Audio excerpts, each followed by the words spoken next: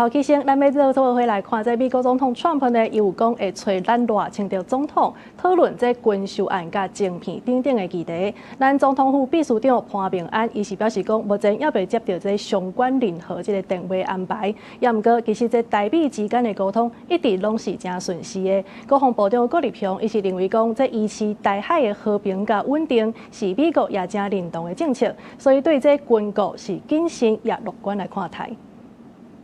賴川通話有簽名嗎？川普閣一改表態，家己會甲總統賴清德在內所有的人了解講的，嘛講美國對台灣的情勢攏掌握了真好。啊，若是川普甲賴總統這通電話當時要卡，總統府秘書長潘明安干那表示，台美之間目前的關係也閣攏順。川普總統，你電話拍來也是要來台灣有機會見面，你要請人吃啥？元首之間的對話有它的嚴謹性，那該有的禮儀我也會做。甚至呢，我想希望川普總統可不可以開擴音哦？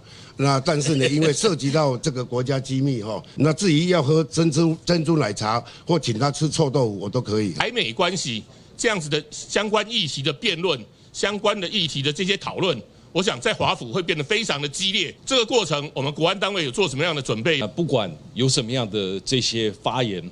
那我們跟美國的這個結構性的關係都是非常友善的，台美甚至是全世界都有一個共同的利益，就是台海和平穩定。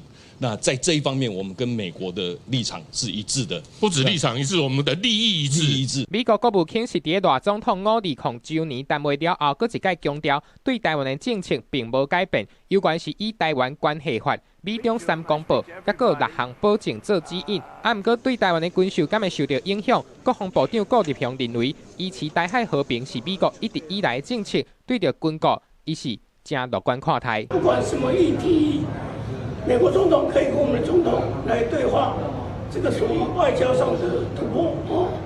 但是我們就是比較會擔心軍購的部分會有所變化。賴總統已經在昨天的記者會中對外說明，台美溝通管道向來暢通。